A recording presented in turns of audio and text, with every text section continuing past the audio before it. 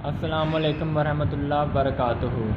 Class میں ہم امید کرتا ہوں کہ تمام بچے تندرست ہوں گے۔ آج جولائی 2020 بروز بدھ قدر ایاز آگے پڑھنے جا رہے ہیں، تو آئیے۔ سلیم حیران ہو کر بولے، حیران حیرت سے، ابا جان ان میں اتنی عقل نہ تھی کہ انہیں کرسی دیتے۔ میں نے کہا کرنل محمد خان بیٹا، اب دیکھیں پہلے بھی بتایا، میں نے کہا اس کے بعد رابطہ انورٹڈ کوما، بیٹا کے بعد استجابیہ، عقل تو تھی کرسی نہ تھی، یعنی کہ اتنی پرانی بات ہے کہ تب لوگ کرسیوں کا استعمال تقریباً نہ کرتے تھے۔ سلیم نے فیصلہ کن انداز میں کہا، فیصلہ کن فیصلہ کرنے والا انداز، لہجہ، اگر کرسی نہ تھی تو چودھری کس بات کے تھے؟ میں نے کہا ایک تو چودھری ذرا چھوٹی قسم کے تھے، یعنی زیادہ ٹھاٹ باٹ والے نہ تھے، دوسرے گاؤں میں چودھری پن کی نمائش کرسیوں سے نہیں کی جاتی، نمائش دکھاوا نمود۔ سلیم دیہاتیوں کی کوئی غلطی کوئی کمزوری پکڑنے پر تلا ہوا تھا، آمادہ تھا، پکا تھا، غلطی کوتاہی، مگر کوئی گول کمرے میں گھوڑی بھی باندھتا ہے۔ میں نے سلیم کو سمجھایا، اگر گھوڑی کے لیے علیحدہ مستطیل کمرہ نہ ہو تو پھر وہ گول کمرے میں رہتی ہے۔ مستطیل کمرہ مستطیل نما، مستطیل کی طرح، علاوہ ازیں اس کے علاوہ گاؤں کے کمرے اتنے گول بھی نہیں ہوتے۔ جی۔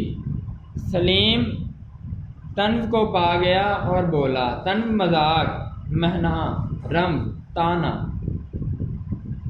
گول کمرہ تو ویسے نام پڑ گیا ہے، ہمارا اپنا گول کمرہ بھی تو چوکور ہے، مگر بات یہ ہے کہ ڈرائنگ روم میں گھوڑے گدھے کا کیا کام۔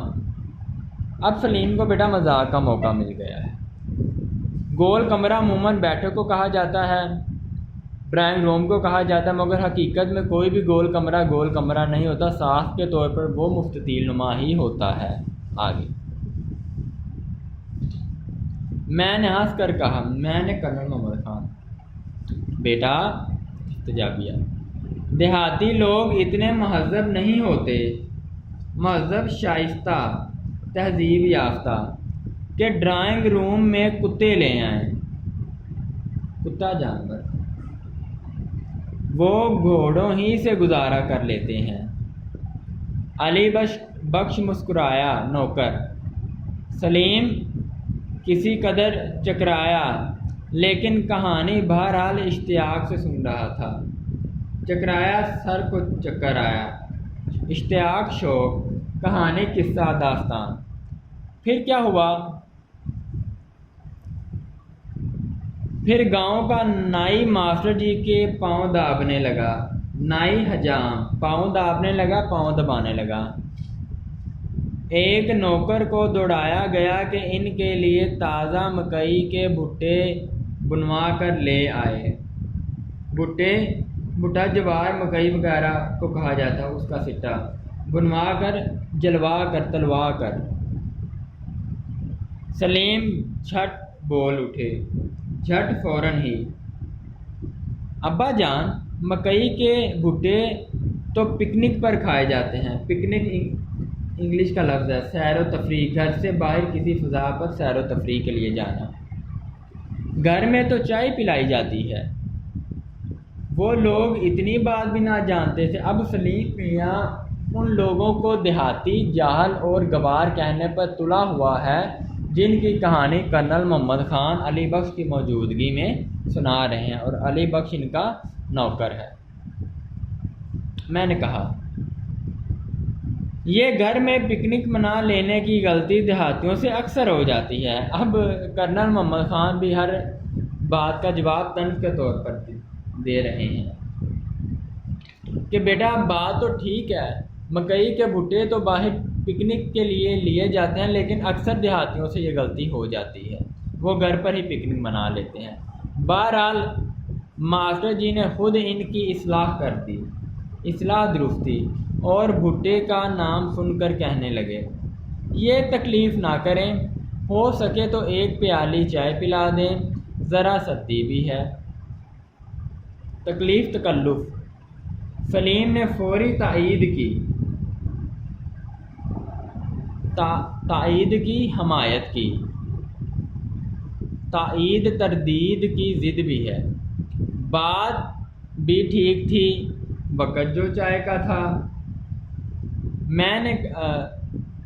میں نے کہا بات تو ٹھیک تھی بشرط یہ کہ ان کے گھر چائے بھی ہوتی۔ اب کرنل محمد خان نے کہا ہاں بیٹا آپ کی بات ٹھیک ہے، لیکن ٹھیک تو تب ہوتی نا جب گھر میں کچھ چائے ہوتی، یعنی کہ دیہات والے اس گھر میں چائے پینے کا رواج نہ تھا۔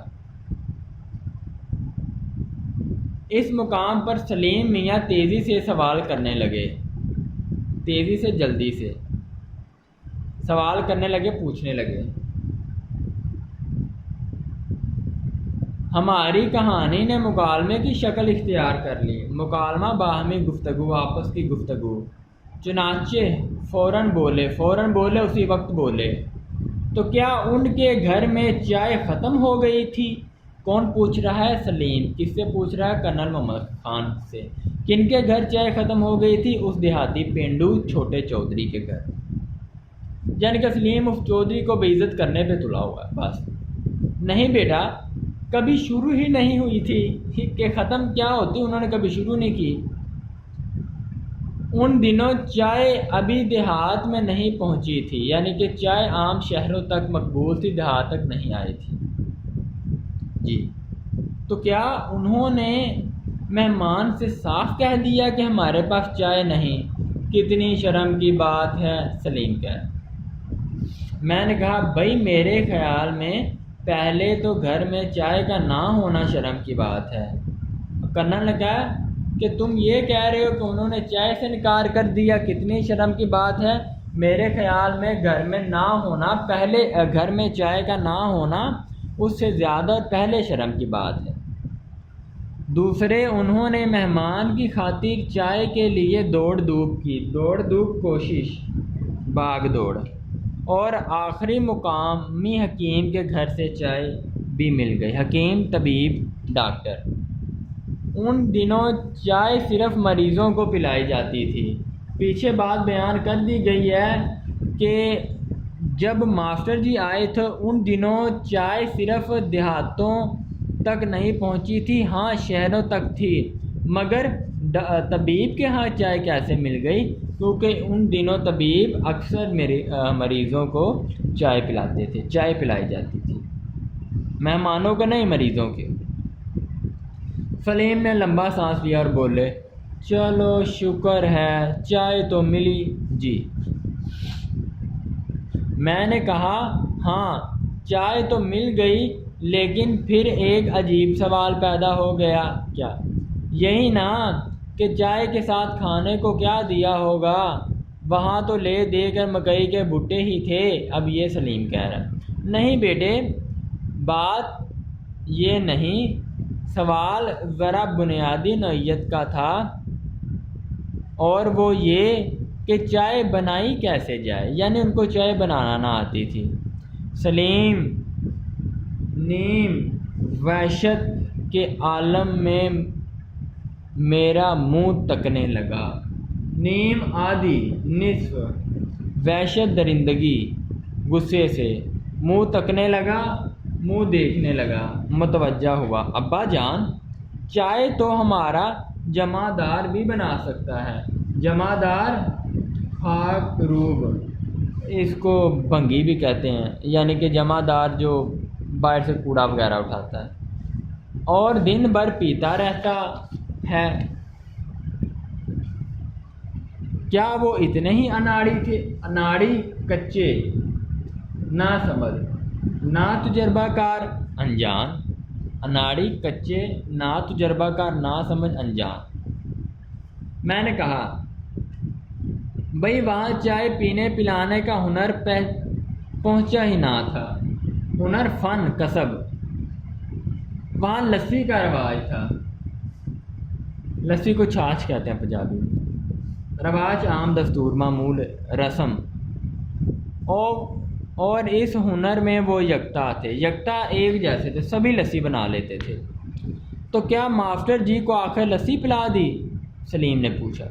لسی چھاچھ نہیں پلائی تو چائے ہی تھی، لیکن وہ ایسی کامیاب چائے نہ تھی، کامیاب فتح یاب، یعنی چائے کی لسی بنا دی۔ اب مذاق کر رہا ہے سلیم اپنے ابا جان کو اس پینڈو کے متعلق کہ کیا چائے اچھی نہیں بنی تو وہ روزمرہ میں لسی بنانے کا رواج تھا تو چائے لسی کی طرح بنا دی؟ ہاں بیٹا، کچھ ایسا ہی ذائقہ ہوگا۔ چھوٹے چودھری کا کہنا ہے کہ ماسٹر جی نے ایک گھونٹ پیا، ٹھنڈی لگی اور پیالی رکھ دی تو چودھری شرم سے غرق نہ ہو گیا؟ سلیم کہہ رہا ہے کہ اس کے شرم نہیں آئی کہ اس کو ٹھنڈی چائے دی گئی؟ آگے نہیں، ایسا حادثہ تو نہ ہوا، البتہ تاہم حادثہ سانحہ، واقعہ، صدمہ۔ اچھا یہ لفظ ہے کہ شرم سے غرق ہونا، ندامت سے پریشان ہونا، شرمندہ ہونا۔ جی البتہ چودھری کو اس بات کا رنج بہت ہوا، رنج، دکھ، تکلیف کہ ماسٹر جی کی فرمائش طلب مانگ پوری نہ کی جا سکی۔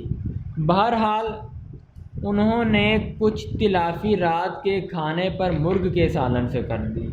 تلافی چھوٹ، نقصان کا عوض، مکافات، یعنی کہ رات کو سالن دیا گیا مرغ کا اور اس سے انہوں نے مکمل کر دی۔ جی بیٹا، آج کا یہ جو پیراگراف پڑھا ہے اس کو خلاصے کی صورت میں لکھنا آپ کا کام ہے، پھر اس کو تشریح میں بھی لکھنا آپ کا کام ہے۔ تشریح کا طریقہ کار میں نے آپ کو بتا دیا ہے، لیکن آپ کی مدد کے لیے میں پھر آپ کو ایک دفعہ تشریح کا پیٹرن سامنے لے آتا ہوں۔ جب کوئی پیراگراف تشریح کے لیے آئے تو سوال نمبر 3 ہے آپ کا تشریح کا، وہ پیراگراف جہاں سے شروع ہے تھوڑی سی وہ لفظ جہاں پہ ختم ہے 2-3 وہ لفظ سینٹر میں ڈاٹ ڈال دینے۔ پیراگراف پڑھیں گے آپ کو پتہ چل جائے گا، حوالہ، متن، سبق کا عنوان، مصنف کا نام، یہاں تک ٹھیک ہے؟ ذہین طلبہ مصنف کی تاریخ پیدائش، تاریخ وفات اور صنف بھی کر سکتے ہیں۔ وہ جو پیراگراف دیا گیا ہوگا اس کے جو الفاظ معنی انڈر لائن ہوں گے، ایک طرف الفاظ اور ایک طرف معنی۔ پھر تشریح کی ہیڈنگ دیں۔